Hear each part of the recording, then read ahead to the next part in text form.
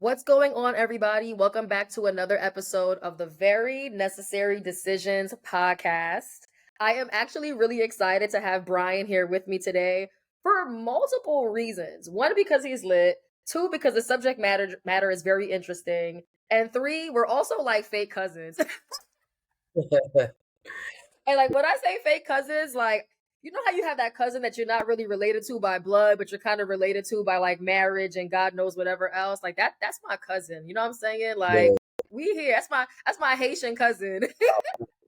but it's crazy because when I think about it, we share the same blood cousins, so So that's what we're connected. We got the same blood relative. like, at that point, then we are like I'm trying to Yeah, say it's like yeah, how do you find that? Because people yeah. will say it's the first, second, third cousin, but I'm like, listen, blood meets We blood, family. We got baby videos together and everything. So all of that. Low, and low key. I should probably like add that into this interview at some point too. I Like think I they have a clip. If I can send it to you, then I got you. Send that. When you Yeah. all see that, just know that that was sponsored by and provided by Brian Boss Val. But I'll be here. anyway, before we get into the depths of this interview, once again, I'm really excited because this is my bloodline. This is someone who's doing really cool work. I'm not sure if you all are aware of the show called like BMF, right? It's a part of the Power universe, and I favor that show. I think it's a really good show. And when I think about the kind of work that Brian is doing in the media space, it heavily reminds me of like where I think that he can take his work in the future, right? It's like he's building this content, he's building around this topic online, and he's finding different ways to maximize on the brand that he has on social media and how people can connect to the stories through different mediums, right? And I'm just really excited to see like Brian how your brain works when it comes to like, building the business that you're building and the brand that you're building. But for those of you who don't know who Brian is, even though I told y'all once again that's my cousin. But Brian is a lot of things. Brian is one, he is a Black culture historian. Two, he is a filmmaker. Three, I know you don't really claim this title, but I remember you having a podcast for a second or two, correct? Yeah, I still have it. It's Rich in the Hood podcast, so that's Yeah, still ongoing. We about to put some new stuff out. I love You that. know how I was. I wasn't really like claiming the podcaster thing, but yeah, That should be a part of your title. You know what I'm saying? I remember you doing that. And on yeah, top of that, he's a writer and a really great one. And we'll talk about that in a few. And then lastly, this is like kind of a secret, but like maybe it's not a secret, but we drop secrets on this podcast. So he's also a soon to be author. So whether that's this year, whether that's next year, when you all see Brian drop a book, just know you guys should go and support it. I don't have to convince you or persuade you to buy it. I think that by the end of this interview, you're yeah. probably going to demand that he drops it tomorrow. All right. So that's Do just my little spiel on Brian. If you're not familiar with his company, though, it's called Valtown Entertainment. And he'll go into a better explanation of like what that company entails. But for the public eye, this is basically an entertainment company that is basically walking you through the culture of Black culture, but more specifically around like drug and kingpin culture of like the 1980s and 1990s. But I want you all to know that it's not only centered on the 1980s and 1990s. He's kind of starting his brand around that timeline, but he's trying to really walk you all through the journey of what that culture even looks like today. But once again, he's a storyteller. So he has to kind of walk you through the past, the present, Yeah, and the future. definitely. So that's just my little spiel on who Brian is. But Brian, you can sell yourself a lot better than I can. Brian, let them know, who are you and what is Valtown Entertainment? So, me as a person, man, I'm a hustler by nature. I'm a hard worker. I'm a family man. You know, I'm really big on my faith. I lean on my faith a lot, which is how I really got here too. And then on the creative side, like Juju said, I'm a filmmaker, I'm a creator, I write. I've been given so many titles by the people that came across my work over the years, street historian or hip hop historian or gang enthusiast. There's so many different names, man. Like literally, but for me, these days is more so on the film side and really just centering everything around that, bringing the visuals to everybody. But I did start off building my brand on social media in a writing format, though. That's like my real talent and strength, though. So that's who I am.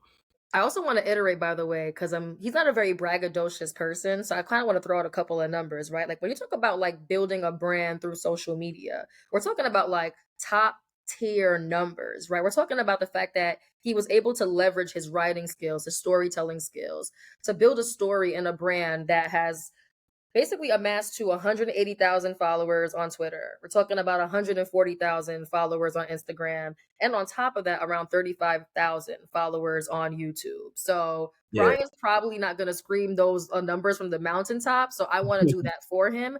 But I when I talk appreciate about it. somebody being an expert and a thought leader on what does it mean to actually build a prominent media brand, these are the numbers that everybody's aspiring for at some point in their journey of building a media company. And those Definitely. are not easy numbers to acquire. He didn't just get those number in like 5 months to a year. Like he's been Yeah, building this brand for a few years actually. And to see it have that level of success, that's why he's here now. So he can educate you all on yeah, like how you can do the same. Am I definitely. right, Brian? Nah, definitely. Nah, 100%. Let me just take y'all back, man. Nearly 10 years ago, I was a senior in high school. I went to Howard High School Technology, which is a U.S. historic landmark. So my high school is a historic landmark. It's a predominantly black high school. It's a vocation high school, and it's the only high school that in the beginning of the civil rights movement in the 1950s, Dr. King, when he made his stop in Delaware, that's the only place he gave a speech. So I just being around that environment in my teen years and just already having a love for history and just being in a place that I knew held so much revere in the community, really kind of sparked my journey. My senior year came around and I was trying to figure out what was next for me. Because I went to a vocation school, you had to take a vocation. So mine was business and finance. Mm, But I knew that I didn't want to be an accountant, but I knew that I wanted to be a wealthy person. I knew what poverty looked like because my friends grew up in it. I knew what living in an environment that was compromised could do because we lived in a compromised environment where the neighborhood might seem a certain way, but over time, different elements can cause it to change. And I just wanted better for myself. And I knew my parents had did the best they could, but they maxed out. And I just wanted to take what they gave us and multiply it. As you know, Juju, our parents aren't from here. nope. So they came here with the shirts on their backs and had to start up. But when you don't have that head start in a place like this, it's really hard, and you can only give your kids that mindset to want to do better. So I was able to pick that up, and I appreciated the sacrifice. So, 2015, I had just turned 17 that summer, so I came to school, 15, 16 school year, and I was trying to figure out what was next. At that point, because I went to vocation high school and I already passed my prerequisites for graduation, I didn't really have to be in school like that.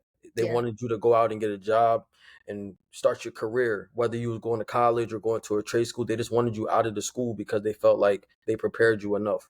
So I didn't really know what I wanted to do. Didn't really know what was next for me in the sense of I knew that I had this dream of a better life, opportunity, and I knew that I had the skill sets to do that. I just didn't know how to apply it. yeah, So I went and just sought out mentorship. That's something I never been afraid to reach out to my elders for help. I always asked a lot of questions growing up and always had my ears to the people that were above me. So I went to my 10th grade English teacher who was pushing me to do a lot of good things in high school during that time. And I had went to her and we had a really important conversation, one of the most important conversations of my life. I had referenced it in my recent news journal article that ended up being on the front page of the Delaware paper, and thankfully she was interviewed for that paper as well. mhm, But she was basically telling me like, I told you over the years you have this ability to write, and she was always trying to push me to elevate my writing skills. But being as though the environment that we grew up in and everything, I didn't really see a pathway for that. Like, how can somebody be a writer? Like, what does yeah, that look like? Because it's the stereotypical, well, you grow up, you want to be an athlete or you want to do something in entertainment, but like on the music side, like it wasn't even like, oh, I want to make movies, I want to be an actor. Like, the creative arts wasn't something that was really like shown to us. We didn't really know what that was true. growing up. So I had no idea how to apply this writing skill that she was just so, crazy about when it came Yeah, to me.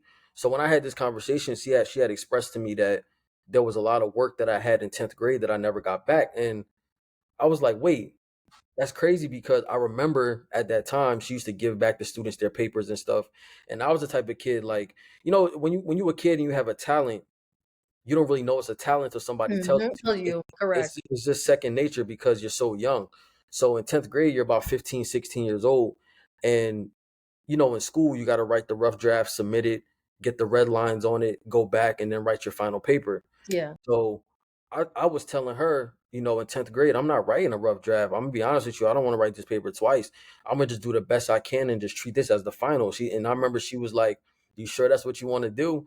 And I was like, "Yeah, if you got to redline it, I'm not giving you two drafts type Hmm. thing." Like, you know what I'm saying? Because writing to me was effortless, but it was also kind of like annoying to me at the same time. I never looked at myself as a good writer. So I used to write my papers, all my, just narrative stuff, just creative literature, all of that. I used to just do one draft and submit it. And she never gave the paper back, but I would go online because we all had access to our grades at that point online. And I saw that I was getting A's on my papers, B's on my papers, and I'm like, oh, she probably just threw it away or just whatever. But what she did was she created an archive of my work Hmm. to keep for some, because she just seen me being She saw something. it. She just saw it, and she never told me she did that until we had this conversation. And she's like, I kept all of your papers as examples to show my students how to be a writer, and Yeah. that there's somebody in their like age group that is doing it. So Yeah. that made me feel good about it. Like, damn, okay, well, I got something special. And then she really started to break it down. She was like, well, what do you like to do outside of playing sports and doing whatever? And I'm like, well, I love to watch movies. That's what I Hmm. love to do. You know what I'm saying? If it's not watching the movies, listening to music, but I didn't Yeah. want to be a musician. So Hmm. I'm like, okay, I like to watch movies. What's next? Yeah. And she said, well, movies have screenwriters. They sure do. Very like a very like duh type of way she said it. Like, because she was pretty young when she was teaching us. She was in her mid-20s, so we had that connection because she wasn't that much older. So Hmm. she was just like, you can write a movie. Like, that's you can do that. And she's like, Hmm. look, she told me straight up. She looked me in my face, told me straight up, look, this is what you need to do. You're gonna go to college, you're gonna do whatever you want to do, but you can't neglect creative writing. However you want to take it. If you want to write movies, if you want to write a book, if you want to be a poet, whatever you want to do not put your pen down. This was in the beginning of the school year, so like fall 2015.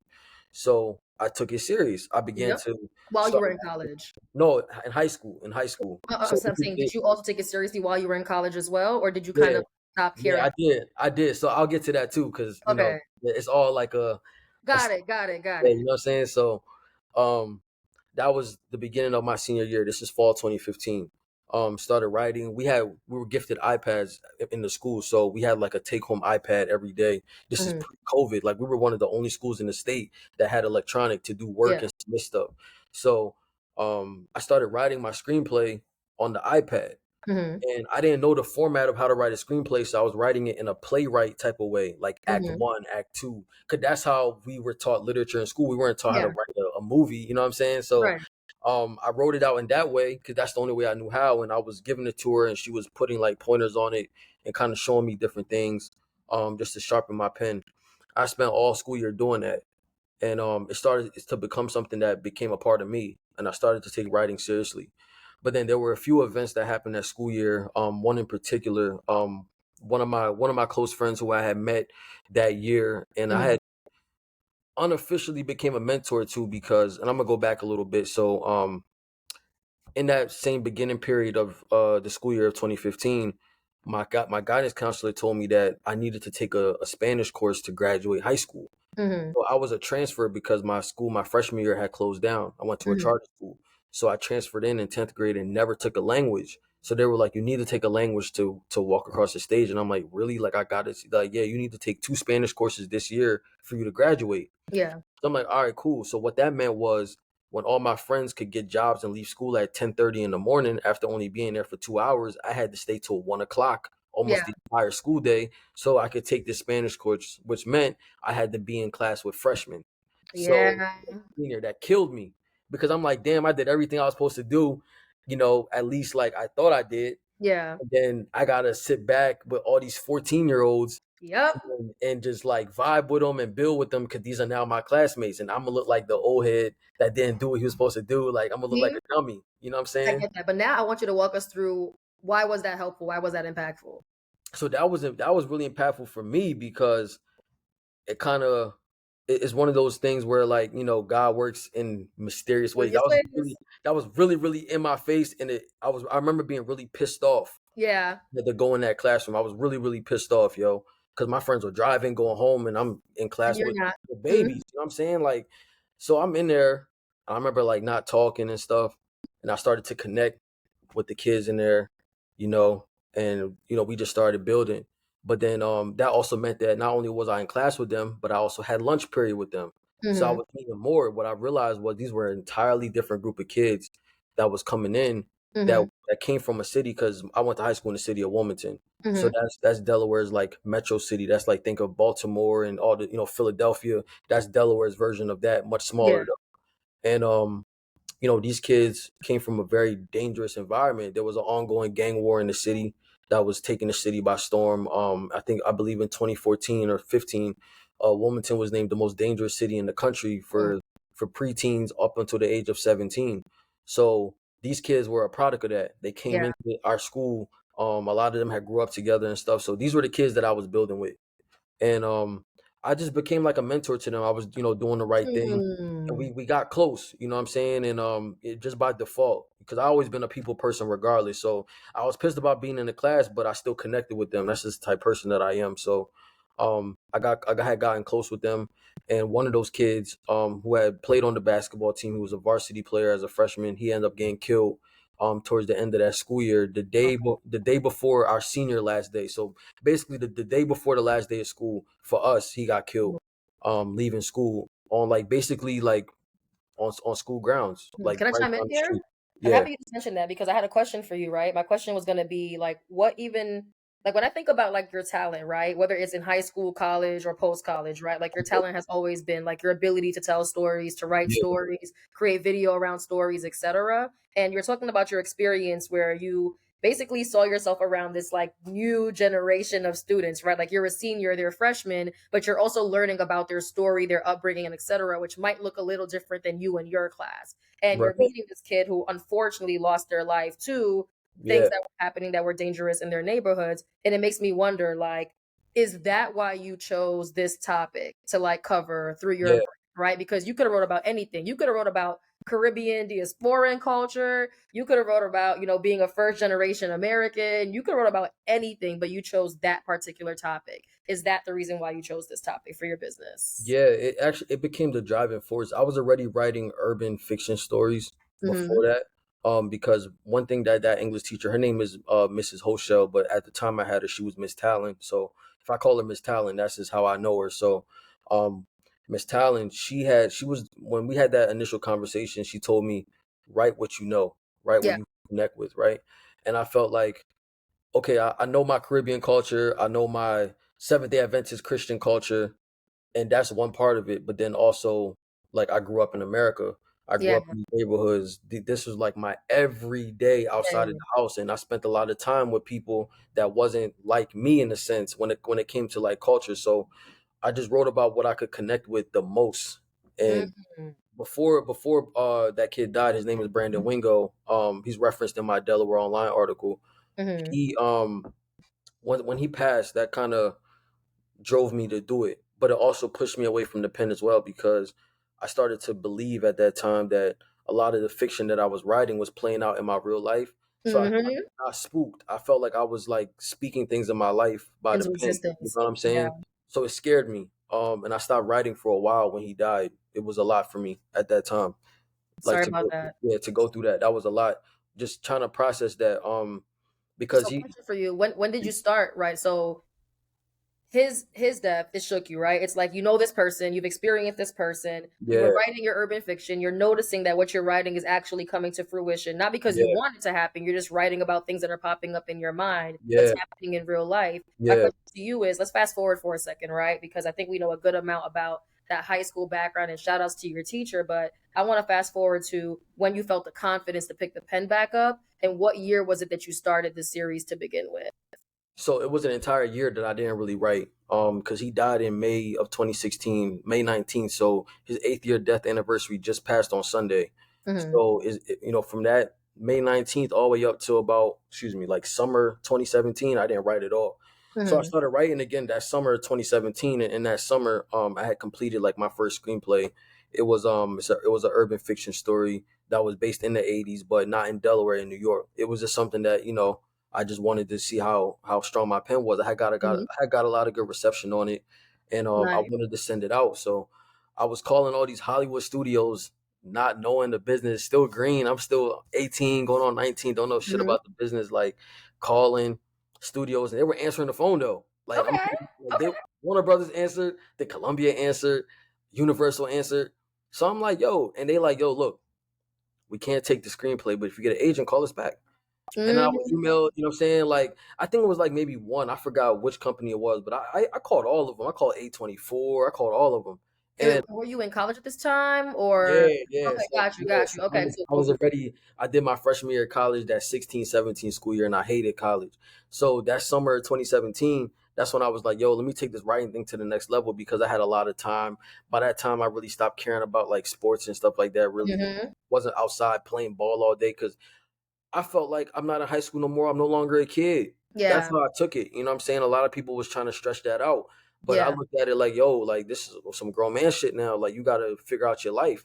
So I just, continued to piggyback off of what Miss Talon had told me just a year prior, 2 years prior to that.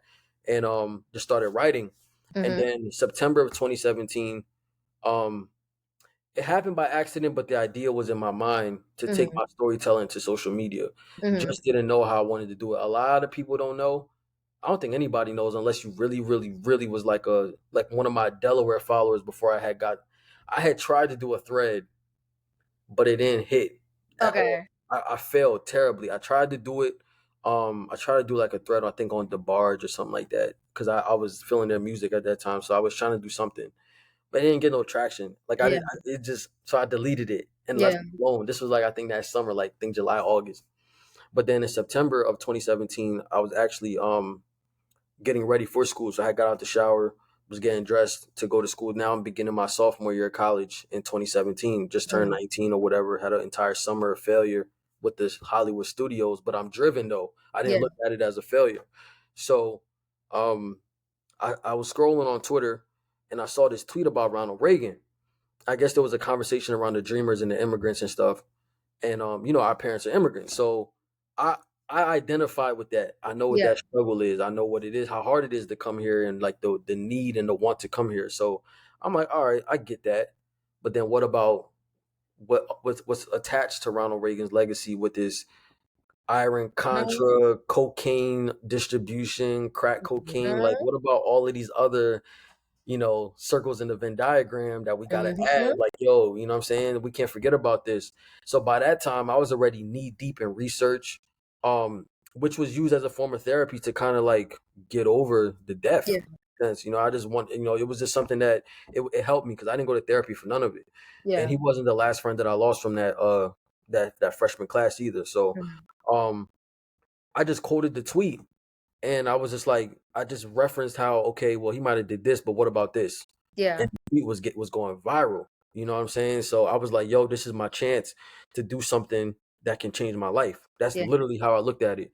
So I sat in the room and I put the thread together. I already had pictures and everything. Like I said, I had already did research. Mhm. So I put the thread together and replied to myself almost 100 times. This was before a thread feature was even available on Right. Twitter. I was just replying to myself and the thread became a very big thing.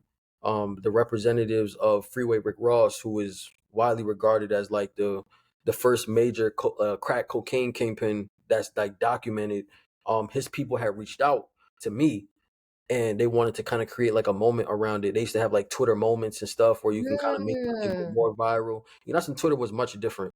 Um, and we kind of put it together and just brought more traction to it. They had a page for Rick at the time, so they retweeted it, got me a lot of notoriety, and that kind of stamped what I was doing. Yeah. So then after that, I just kept on telling the stories. By that Yeah. time, it was a lot of independent agencies that were reaching out to me, black agencies that wanted to just get to know who I was and stuff that I had submitted to. And I was going back to New York a lot too, because my whole thing was after graduation, I wanted to be in a different place other Yeah. than Delaware. So New York was the place. And because I'm not moving out west, I can just go to New York. There's family there. I can maneuver. You know what I'm saying? Hmm. And I had spent a lot of time up there anyway on my off time, so I knew how to move. It wasn't Yeah. scary for me to be up there. So I would go stay with my aunt on my mom's side. She used to live in South Jamaica, Queens. So I spent a lot of time out there. So I used to just go there and spend time with her. But when I was at her house, that's when I started putting together a lot of threads together, and then it started to become like a frequent thing where people will be waiting on my threads like a TV show, movie type of Yes. moment, and Yes. really interact with it. This is before like crazy algorithm switches. This is when a lot of stuff was still like pure in the sense of getting information and just interaction. So it benefited me. I don't think I might have achieved that if I started it now. Yep. Back then, It it was was a moment. it was an open lane, and Yeah. I just took it, and I was like, I can't stop.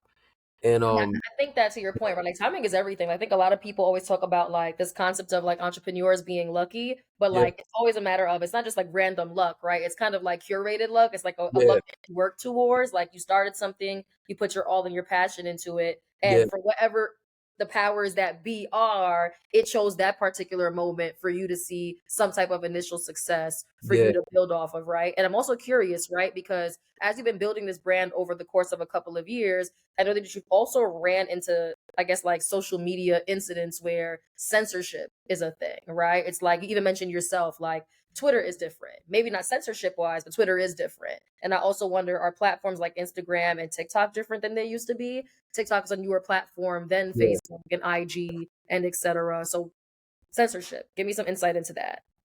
Censorship is a issue, for me. Not anything big, but I just see how other pages that do similar stuff to me struggle with censorship. They get their pages taken down all the time, and it hurts to kind of see like how like we can't build without any trouble. You know, when I say it hurts, it's not in a way it makes me sad, but it's just like a stab. Like damn, like we can't build unless we say something a certain type of way or whatever.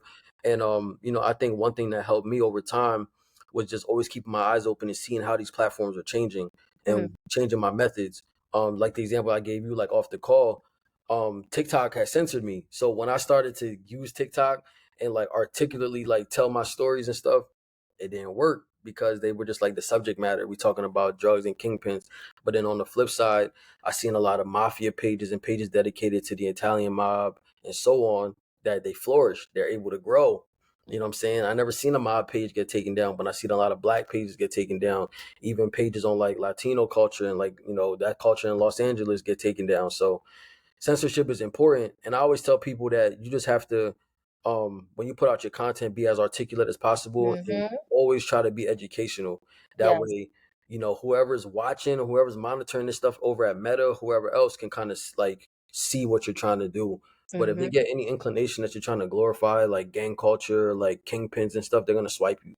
You know what I'm saying? Right. Well, you should be able to do whatever you want without being censored. You know what I'm saying? But that's just like my advice. That's how I was able to stay alive so long.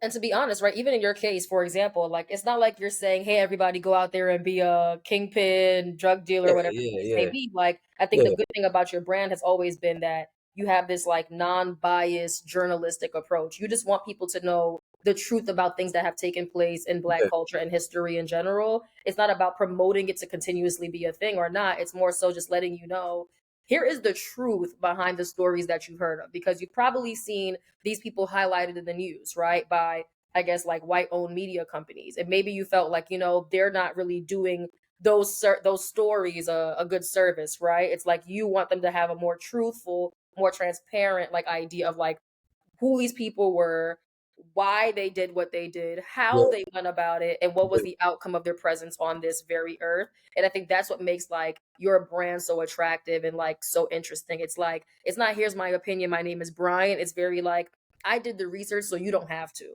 And I yeah, think that's really cool about your brand. yeah, But I even want to follow up to say, right, like you've given us so much background on your upbringing, the things that have inspired you, the people that have inspired you to do what it is that you do now. I yeah. guess my question to you would be, even in light of you building on social media, how do you even think that you've been able to like, I guess, grow as fast as you have, right? Like people are seeing your content, your story writing skills, your storytelling skills are really good, but were you doing anything else to like, I guess, enhance that virality?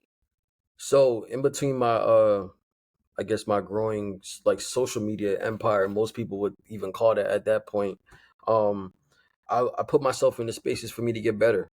So a year after I started doing threads, I connected with I guess now Complex's new editor in chief or creator in chief, but he was the former like content officer over there, Noah Callahan Bever. So he had his hand behind basically like the the movement of Complex in the 2010s and so on up until he left Complex and was at Def Jam as a content executive over there. So him and I connected on social media. He's featured in my New York Times article as well. He gave a few words. Him and the writer are cool, so they were able to connect and do. That was a nice surprise for me. Mm-hmm. So, but he was the one that gave me my first like real chance in the industry, and he brought me to Def Jam, and he had gave me an internship at Def Jam, to work under him as a content intern. Put together a lot of content stuff for Def Jam's team, working with the executives over there. And that was the first time that I seen that like what I was doing on my cell phone put me in an entire new space. I was Mm-hmm. able to like leave Delaware and go back to New York permanently at the time, and was really in a space where like Def Jam is not just a historic rap label; it's a historic label in music. Period. So just being around once again like a historical thing, that meant a lot to me too. I learned a lot there. I interned there for 5 months, and then a couple months after that internship, I had received a job working social media for And One. So now I was working corporate because this is like Fortune 500 companies now, and One was just like one company of an entire companies owned by one company. So I started to learn corporate structure and working with people that were my parents' age, or you know what I'm saying, like just Yeah. being around like elders and stuff and people that didn't look like me. So one of my good friends, a photographer, Anthony Geathers, he still works for And One as a photographer, but he was the one that told me like, "Yo, there's a spot for social media." And how I was able to get that position and the position at Def Jam was by me reaching out. I never been shy in reaching out. Just always use my people skills to kind of get in spaces and just be in the right place at the right time. So like I had hit up the Def Jam boss Noah, and I hit him up and I was like, "Yo, we might as well work together. Let's see what we can do." And he Yeah. liked that and gave me the internship. Seeing my man Ant, I called Ant looking for something because he's in the photography world. So I was like, "Yo, let me see what that world of photography is. Do you need an intern?" And he was like, "I don't really need an intern, but I know where I can put you where you can continue doing what you're doing." So that was, and I stayed at And One for 4 years between 2019 and 2023. I Mm-hmm. was there just moving up and learning corporate structure. When it came to social media, the important, like, because now it became, instead of me telling a story, I had to tell a story and sell a product. Yep. So I was able to use those skills and just over time just naturally develop it.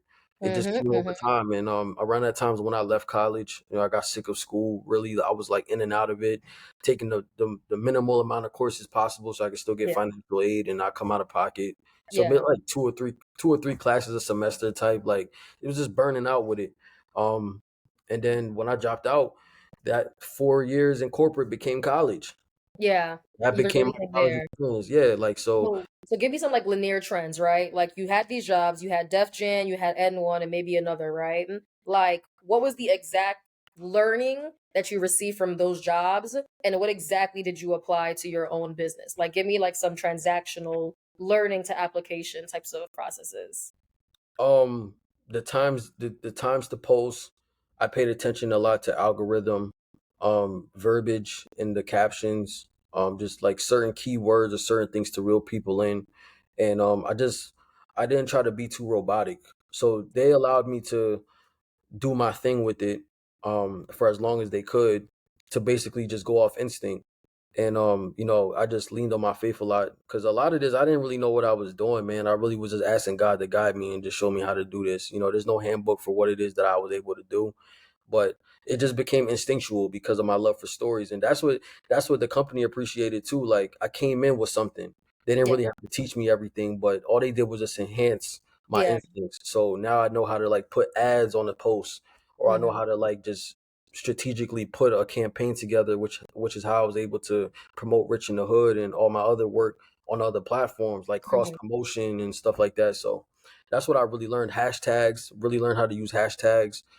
Just helped me grow my Instagram page tremendously. So Nice. that's some of the stuff that I learned in corporate. That's good. That's good. So to reiterate, hashtags are very helpful for you. Why hashtags? Is it because people are usually searching with those words? Like, why hashtags? I just use hashtags 'cause I just felt like it was common sense, really. Like, Mm, we had used hashtags like, at work, but it was, like, very minimal because you don't wanna destroy the overall aesthetic. That's what I learned too. yeah, Aesthetic on social media is very important. It's not, like, willy-nilly anymore, so I learned aesthetic and how to keep, a page looking uniformed and not all over the place. So I yeah, learned that structure at N1 as well. Um, but for me, I just use hashtags and stuff that relates to the content. So if I'm posting, like, something in hip hop, hashtag hip hop. yeah, Hashtag explore page, yep, hashtag explorer, hashtag black culture. So that way it pops up. And to go back to censorship, there was times where my posts were doing well, but they weren't recommended to the explorers. And yeah, Instagram will tell you, we're not recommending your content to explore page because you've been censored or you've been like you didn't pass our guidelines and stuff. So, there's times where I don't end up on somebody's page, but I still get the traction. But yeah. then you can always tell the difference though, because I know what the hashtag can do. Yeah. Okay, no, that's really good. Okay, okay. So my next question to you is more so around like building like a business model around like your social media virality, right? So you're not just like Brian the Valtown guy, like you're Brian Valtown Entertainment, right? Right. So what are all of the offerings of your company? Like in terms of content or services or etc. Like what's your entire business model? Basically just for me, my goal has been to bring the stories to life. And the only way I was able to truly do that outside of like writing was to bring it visually. So that's when I just took the leap of faith and I started Rich in the Hood. So now that business model is changing from it's not just a social media thing, but it's now like an entity of visual content Yeah. and interactive content where you can like watch it. You know what I'm saying? And put a pause on it and come back as opposed to reading and scrolling on your phone. Yeah. So these days, I'm kind of transitioning out of social media a little bit Hmm. and not relying on it so much because it's already had a strong foundation. But they could take away these apps any day. I mean, look what's happening to TikTok. So now, the business model just elevated itself. It was just long overdue. Like I should have Yeah. been on YouTube, but things happen and you got to just take things one step at a time. And the right time was when I started it last year. It was the perfect time. I had a big boom, probably the biggest boom in all my years of doing social media, where my platforms were growing 50 to 100,000 followers at a time. Yeah. So it was just time for me to do that. It was too many people watching me. The algorithms were working in my favor and everything was just like sticking together. You know what I'm saying? So Yeah. I was just like, yo, it was time for me to do that. And after I did 6 episodes of Rich in the Hood docuseries, that's when we started Rich in the Hood podcast. So those two things became brother and sister. Okay, so it sounds like Valtown Entertainment once again started off on social media, established this like presence and virality there, and then you Yeah, realize, okay, let's be intentional. Let's take this audience a little not away from social media, but yeah, making sure they know that you have a home for this content and it's not yeah, just on the social platforms. So yeah. let's create our own series. I'm assuming it was housed on YouTube, Yes. right? Where you can obviously monetize it naturally through viewership and etc. And then you were able to take that documentary style pursue and turn that into a podcast. So it's kind of Yeah. like a three-step process. It was Yeah. social media to docu-series to podcasts. Yeah. Awesome. Definitely. And then so with you being somebody who has been able to put this together, right? Do people ever reach out to you like asking you like, "Hey, like how do you do this?" Like are you someone who people look to for advice in this space? Like what's your relationship with people who are also in this industry? In terms of industry, I don't think people haven't really reached out like that. People in Not person, yet. like, you know what I'm saying? Yeah, like people it's crazy because sometimes I would do like social media consulting, so that's like a paid gig, you know what I'm saying? Mhm. Where you get to do it like, you know what I'm saying, like you silently kind of help people with their platforms and you just Mhm. get a check and walk away. But like on some yo how you did this type time, not really too much. Yeah. Like people care about the stories a lot. So what I get is a lot of suggestions. Yo, cover this, or yo, cover this, or yo, like here's a picture of this person. This person's my family. So I'm your connecting. community is helping you build Yeah, this yeah, brand. Okay. exactly. Yeah, as opposed to yo, like how do you build a page? Because a lot of people don't have the patience. It takes a lot of patience to build a page, let Mhm. alone two or three that are like very fruitful. It takes a lot of time. Some people just don't have the time, and I'm Yep. thankful and grateful I had the time back then, or I made the time to do that. So Yeah. that now that life started to get a little bit more responsible, you got kids Mhm. involved with family, you can sit back and let everything work out for itself. I like that. Okay, so to make sure I understand, right, when someone is trying to build a media company, something similar to what Brian Boss Valmond is building, right? It's like you're using social media as means of building an audience, building a community. When you feel like you have reached a good point of doing so, you got to start thinking about like where do I house the next phase of my business, right? And for you in this case, it's YouTube. My question is, which I think I know the answer to, is when it comes to monetization, like having a significant number of viewers on YouTube is what has allowed you to make money from that, correct? Yeah. Yeah, Okay, so cool. Mm, YouTube is not really the money maker, but the money maker for me is Patreon. So okay. Mm-hmm. so I have a $2 a month Patreon subscription where I put a lot of stories on there first before I put them on YouTube. A lot of exclusive stories on Patreon that will probably never see YouTube, just to give like my core followers something to support and get behind. And it's not a pocket breaker. So that's like a monthly income. It's been a monthly income for me for like the almost 7, 8 months now, in some way, shape, or form. So that Thanks. brings in, and then now they have so many monetization tools on Instagram and Twitter, been Yep. able to pull hundreds of dollars from that too. Just, Yep. you know what I'm saying? But because I was able to kind of bypass the censorship in a sense by just being articulate and just sticking to my non-bias, like the journalistic aspect of it, it's Mm-hmm. been able to bring some good revenue in. So you gotta take advantage. Okay, okay, I like that. I'm happy you mentioned Patreon, right? Because I think for a lot of people, they don't realize that there's some kind of external tool that they can use to also build community with, and it's an additional source of like revenue. And then also in terms of services, like you offer like social media consulting services, and you're Yeah, a credible person to do that because one, you worked at Def Jam, two, you worked at And One, but three, you've also built like your own brand using yeah, social media. So you are yeah. definitely somebody that people can see as like an all hail source of truth on what they can do for their brands as well. Yeah, So that's absolutely. actually really good. Okay, okay. So as we kind of wrap this up, I just want to learn from you, like, what do you think were like the most like monumental, very necessary decisions that you've had to make for you to be where you are now? Um, that's a necessary decision. Doing Rich in the Hood, that was a necessary decision. Um, it was tough for me to do it for a lot of reasons. I had just had a new baby coming in the family. Um, Getting everything together for that, the financial aspect of things, was still trying to build that. So it was just like, yo, some way I still got to put out Rich in the Hood. This has to come out. So I was really keen on making sure it came out on the due date, on the exact time I was putting it out. And, I'm glad I did it because I was really, really happy, extremely happy with the outcome, because it just showed that my followers were going to support me anywhere that I go. And that was really like a test study to see how strong my platform is. Because you could say you're strong on social media, but then what happens when you go somewhere else? Will the following translate? Will the support translate? Can you get people to be uncomfortable and go somewhere else to get your content? So that's what Rich in the Hood was, and it was a huge success for me. So that was a necessary decision. The second one was connecting with the New York Times. So being my own PR, you know what I'm saying? That led me to go through my follower list. Could you imagine going through 180,000 followers, like just scrolling and seeing who's following you? Because at some point, like, you get the notification, you might see who's following you, but they're following you 10, 20, 30 people at a time, especially if you have a viral moment. So you're missing out on things. And I just went through and just saw I had a lot of people in media follow me, and I'm just like, yo, these are like really credible people that are following me. Mm-hmm. John Caramonica is one of those people. Like, top, I think he had like a top 10 podcast there. His podcast called Popcast, which is like a New York Times based podcast. I think it was like top 10 podcasts in the nation or the world. I think they just got like a review for that. And I knew he was a top like critic for the Times, but on Yeah. on the music side. So him and I connected because he's been a long time follower of mine and long time supporter. So we just connected.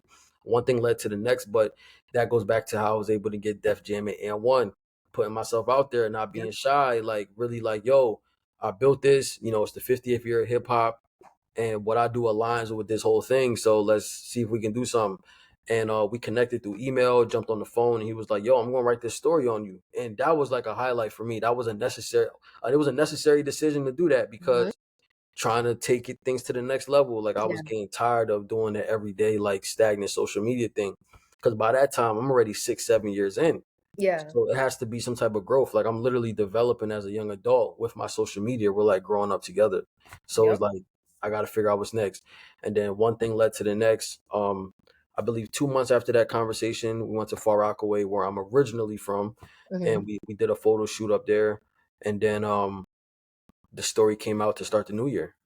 No, those are some very necessary decisions. Yeah, nah, So should I be. appreciate that so much. Before I let you go, we do have this thing called the flash round. So I just have some quick questions for you. The last one might not be as quick, but we can make it a quick snap fact kind of vibe. Are you ready? Yeah, Okay, cool. So a few questions. I just want to know your favorite genre or preferred genre, rap or R&B?